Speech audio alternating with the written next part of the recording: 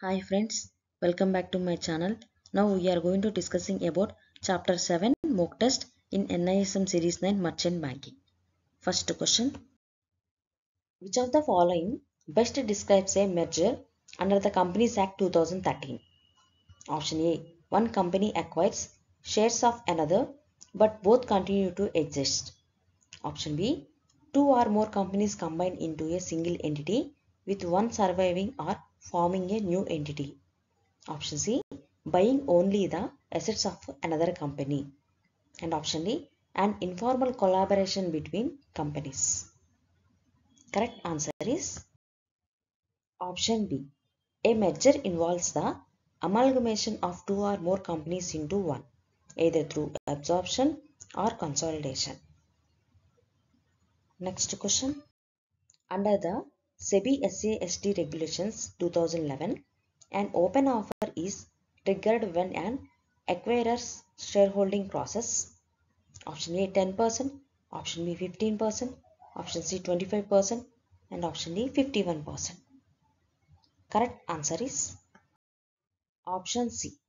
Acquisition of 25% or more voting rights in a listed company triggers an open offer obligation to remaining shareholders. Next question. In a takeover, control is defined to include option A only majority shareholding, option B right to appoint majority of directors or control management or policy decisions, option C ownership of brand names only, and option D management rights for less than 1 year. Correct answer is option B. Control may be through shareholding, contractual rights, or other means influencing management. Next question. The minimum open offer size under SAST regulations must be at least option A 10% of voting capital, option B 15%, option C 20%, and option D 26%. Correct answer is option D. Open offer must be for at least 26% of the total shares of the target company. Next question. Which SEBI regulation governs substantial acquisitions and takeovers? Option A. SEBI ICTR Regulations 2018. Option B. SEBI SAST Regulations 2011. Option C. SEBI LODR Regulations 2015. And option D. SEBI PIT Regulations 2015. Correct answer is option B. SEBI SAST Regulations 2011. These regulations define thresholds, procedures, and disclosure norms for takeovers. Next question.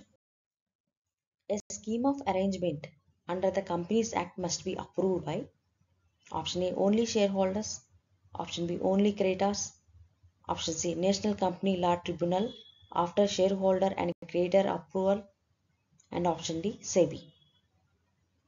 Correct answer is option C NCLT. Full form is National Company Law Tribunal. Sanctions mergers or amalgamations after required approvals. Next question.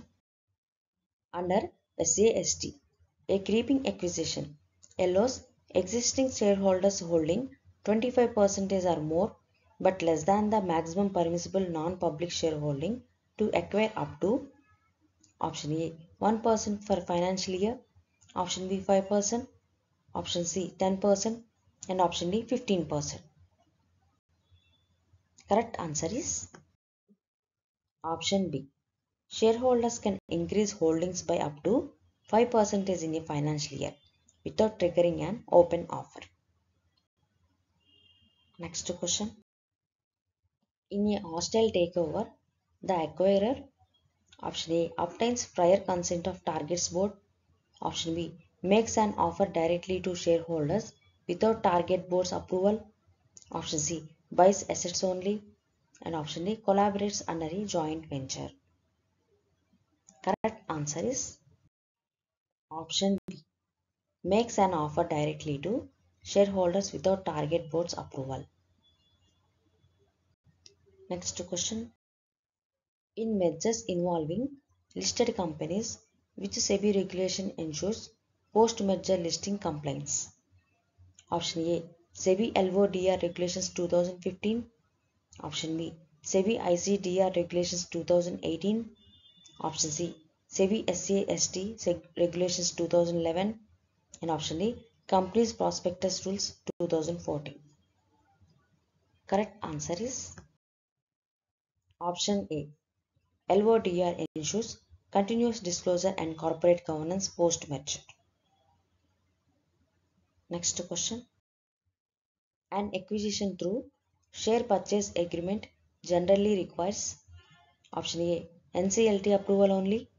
Option B. Prior shareholder resolution in all cases. Option C. Compliance with the SAST and disclosure to stock exchanges. And option D. Approval of Ministry of Finance. Correct answer is option C. Share purchase agreements triggering thresholds must comply with the takeover rules and be disclosed promptly. Next question. Which method of merger involves the transfer of all assets and liabilities of one company to another without liquidation? Option A. Statutory merger. Option B. Asset acquisition. Option C. Management buyout. And option D. Joint venture. Correct answer is option A. In a statutory merger, the transfer is by operation of law and the absorbed company ceases to exist. Next question.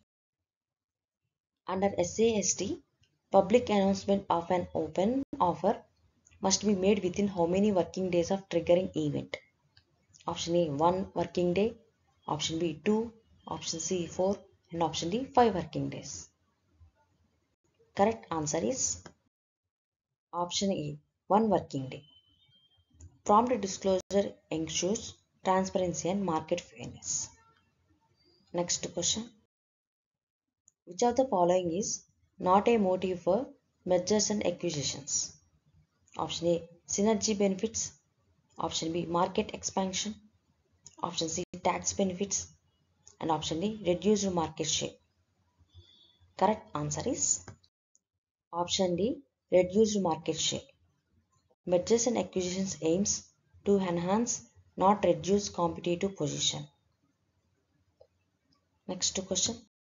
In India, cross-border mergers require compliance with option A. Companies Act 2013, FEMA regulations and RBI approval. Option B. Only SEBI rules.